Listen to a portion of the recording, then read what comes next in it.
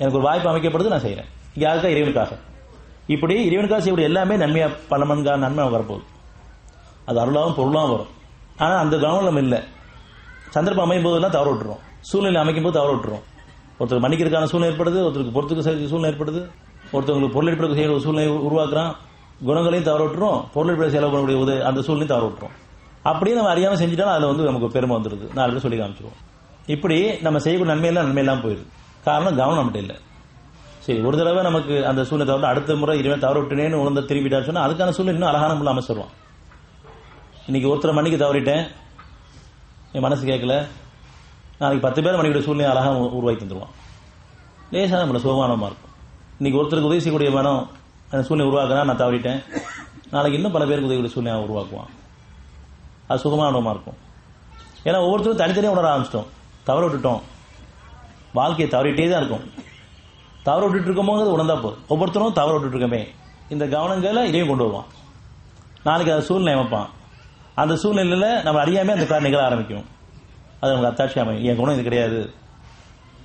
இன்னைக்கு ஒருத்தருக்கு சமைக்கவே கஷ்டமா இருக்குது, அல்ல ஒருத்தர் வந்து சாப்பாடு போடுறதுக்கு சிரமமா இருக்குது, ஆனா தவறிட்டு இருக்கோம். வாய்ப்பு அமைச்ச நீ, நான் தவற விட்டேன், அவர் மன்னிப்பு கேட்டா என் மனசு விசாரப்படுத்தி கொடு, அப்புறம் அவனை ஒப்படைச்சோன்னு சொன்னா நாளைக்கு 10 பேர் சமைக்கிற அளவுக்கு நமக்கு விசாரமான மனசை கொடுத்துவான். அது சுகமானமா இருக்கும். அது சுகத்துக்கு மேலே சுகத்துக்கு கொடுக்கக்கூடியா இருக்கும். இறைவனுக்கு திரும்பும்போது அது ஆண்களுக்கும் சரி பெண்களுக்கும் சரி. எந்த வகையில் நம்ம தவறிட்டு கூட தெளிவாக இருக்கிறது இந்த வகுப்பே. எதுக்காக ஒன்று கூடப்படணும்னு சொன்னா மற்ற இடங்களில் ஒருத்தர் பொருள் எடுத்து பேசிக்குவாங்க, பெருமைப்படுத்துவாங்க, பாராட்டுவாங்க, அல்லது மற்றவங்க கௌரவத்தை பேசுவாங்க, பரிகாசம் பண்ணுவாங்க, இழிவா பேசுவாங்க, உணர்ச்சிகளான பேச்சுகளாக இருக்கும். நம்ம கிட்ட பேசுறது நமக்கு மீட்டிங் வரும்போதெல்லாம் நம்ம தவிர உணர்வு மட்டும் தான் பேசிட்டு இருக்கோம். ஒவ்வொருத்தரும் நம்ம எங்க தவறிட்டு இருக்கோம், எப்படி தவறிட்டு இருக்கோம் அப்படிங்கறத இறைவன் தெளிவுபடுத்தியே இருக்கான். அதனால வாழ்க்கையை தவற விட்டுற வேண்டாம். இனி எவ்வளவு நம்ம வாழ போனோம் தெரியாது. இன்னிலிருந்து இந்த சனத்திலிருந்து நன்மையில வாழணும், ஞானங்கள்ல வாழணும், உன் அருள்ல வாழணும். நம்மளால மற்றவங்க நன்மையில விளையணும். நான் இறைவன் நன்மையில அடையணும், மற்றவங்க நன்மையில விளையணும். எந்த தீமையும் ஏற்பட்டக்கூடாது. என்னால யாருக்கும் எந்த தீமை ஏற்பட்ட வேணாம் கேட்கணும். எனக்கும் எந்த தீமையில ஏற்பட்ட வேண்டாம். என்னட்டு தீமையில நீக்கிடு. நான் தீமைக்கு உதவியா இருக்கக்கூடாது, தீமையை நான் மற்றவங்க செஞ்சிடக்கூடாது. நன்மைக்கு உதவியா இருக்கணும். நன்மை செய்து நீ உதவி செய்யும். அது எந்த இடம் தெரியாது, ஞானத்தை கொண்டு.